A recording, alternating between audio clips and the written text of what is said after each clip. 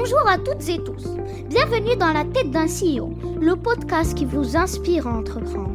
Je suis le petit cousin de Yassine Scali et toutes les semaines, nous allons vous proposer une interview exclusive avec de super entrepreneurs. N'hésitez pas à vous abonner à ce podcast, ça fera très plaisir à mon cousin. Merci de m'avoir écouté et je vous souhaite un très bon épisode.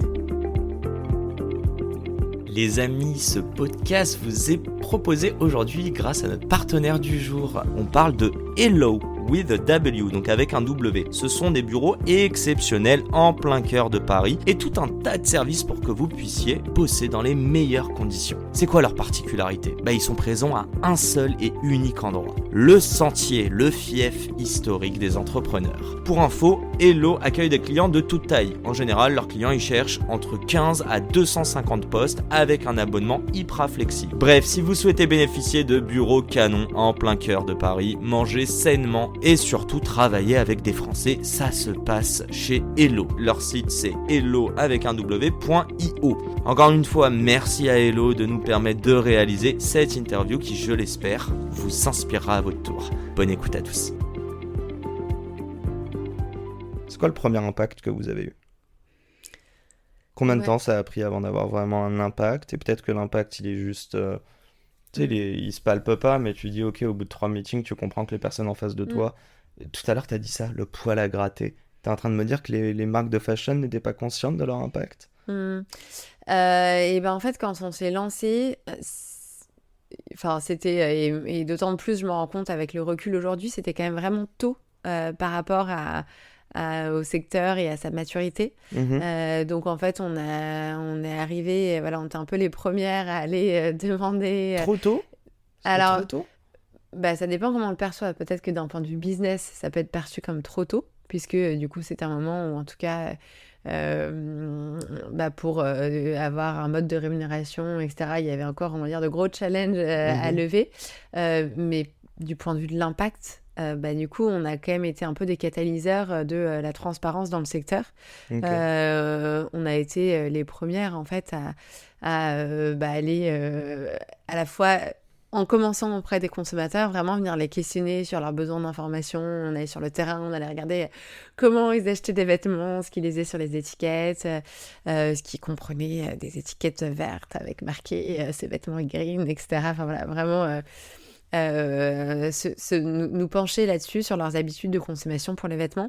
Et puis on s'est rapproché d'experts, on a construit notre méthodologie d'évaluation et on a été les premières donc à aller demander aux marques des informations sur ce qui était vraiment perçu jusqu'à présent comme un peu la boîte noire, la face cachée des vêtements. Jusqu'à présent, il y avait aucune information. Quand on achète un vêtement, très très peu d'informations. On a le prix, on a la matière, on sait si c'est du coton, du polyester, et puis on sait quelle est la marque. Mais que le CO2 parfois, il y a le made in, mais même pas systématiquement. Et puis le made in, il reflète pas forcément, il reflète même pas du tout. C'est pas obligatoire le made in ? Ou le Ouais, mais alors le made in, il est pas systématique. Si, il est quasiment. Maintenant, en plus, on va pouvoir en reparler. Maintenant, depuis, il y a d'autres obligations qui vont même au-delà du made in. Mais en plus, le made in, il reflète pas forcément la chaîne de production du vêtement. Parce qu'en fait, tu mets en avant une étape. Bien sûr. Tu as une multitude d'étapes qui peuvent chacune avoir lieu. Tu peux avoir une étape, tu vois, au Pakistan, au Bangladesh. Non, mais je pense surtout à iPhone qui te dit pas made in, il te dit assembled. Ah oui. Ou designed. Le design, assembled ou design. Le design, je pense que c'est ce qu'il y a de pire. Une Cupertino, je sais plus ce qu'ils disent en côte ouest. Ouais. Mais donc, et nous, on était un peu les premières à dire aux marques, c'est pas suffisant et voici les informations qu'on veut savoir. Alors au début, forcément, on a eu plein d'acteurs qui ont jamais mais déjà, ils ces prennent un coup avec informations, vous. etc. Quand tu leur dis salut, on est une marque qui vient un peu challenger vos pratiques pour faire du bien et surtout mettre de la transparence là où vous en mettez pas depuis des années. On n'a pas eu trop de difficultés à échanger avec les marques et notamment ce qui nous a beaucoup aidé, c'est que dès le début, on avait du coup cette un peu communauté naissante de consommateurs très engagés à nos côtés qui venaient eux aussi en fait contacter les marques pour leur demander des informations. En fait, vous aviez de la crédibilité dès le départ. Et dès le début, ça nous apportait du poids et de la crédibilité. Alors, peut-être que tu vois, quand tu prends un Adidas ou un Levi's, ça représente peut-être pas grand-chose par rapport à leur notoriété mondiale. Nos ambassadeurs qui au départ étaient une petite communauté d'ambassadeurs en France. Tu les avais sur quoi? C'est sur les réseaux? Comment vous l'avez créé? Juste pour comprendre ça. Comment Ouais, la communauté? Ouais, exactement. Avant de pouvoir convaincre des marques, parce que... Alors, en fait, déjà, dès qu'on est en fait questionné les consommateurs, que ce soit sur le terrain, par des enquêtes, etc., Ok, vous les engagez. ça nous permettait d'embarquer des personnes à nos côtés, et puis après, beaucoup le bouche à oreille. Mais je veux dire, il y avait une plateforme, c'était sur quoi? On avait... Un compte non, Insta? c'était... Alors, ouais, il y avait compte Insta, mais sinon, c'était vraiment... les gens s'inscrivaient, en fait, à Ok. faire partie de notre communauté d'ambassadeurs.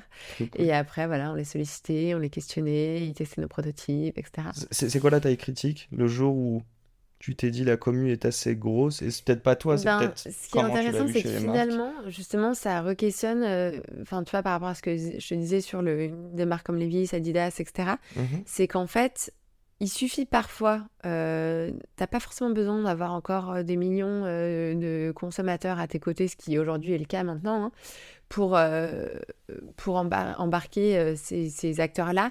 Il suffit de quelques personnes très engagées qui prennent la parole, etc. Et les marques vont se dire, en fait, on n'a pas le choix, si on veut pas de bad buzz, etc., il faut qu'on réponde. Vous avez pensé à une Et, Camille Etienne ou pas?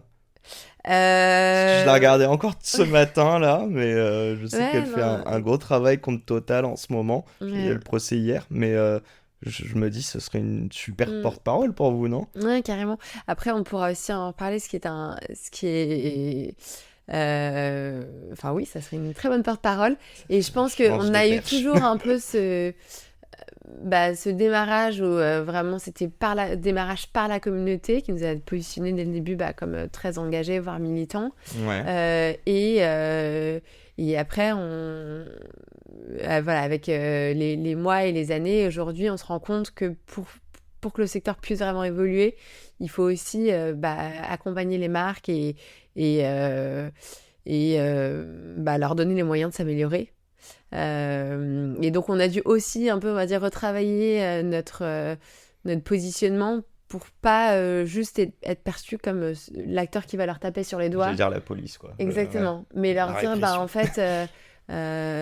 en fait, leur faire prendre conscience que vraiment de jouer le jeu de l'évaluation, de la transparence avec leurs clients, Mhm. ça pouvait être en fait un énorme atout pour elles.